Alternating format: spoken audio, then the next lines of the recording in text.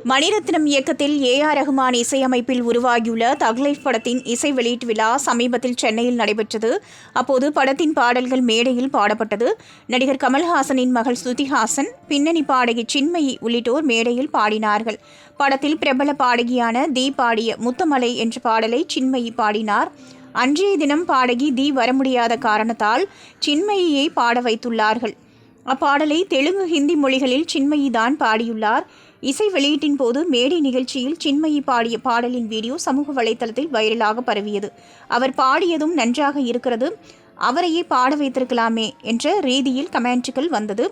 தமிழில் ஒரிஜினலாக பாடிய தீயை குறைத்து மதிப்பிடுவது போலவும் ஒப்பிட்ட பல கமெண்ட்கள் வந்தன. தமிழில் பாடலை பாடுவதற்கு சின்மயிக்கு தடை விதிக்கப்பட்டதுதான் அதற்கு காரணம் என்ற சர்ச்சையும் கூடவே எழுந்தது. இந்த நிலையில் இப்படி ஒரு சர்ச்சை தேவையற்று உருவாக்கப்படுவதாக மணிரத்னம் கோபப்பட்டுள்ளதாக ஒரு தகவல் வெளியாகியுள்ளது. ஏற்கனவே கர்நாடகாவில் கமல் பேசிய பேச்சால் படத்திற்கு தடை விதிக்கப்பட்டுள்ளது. அதோடு இந்த சர்ச்சையும் எதற்கு என அவர் கேட்டுள்ளதாக சொல்கிறார்கள்.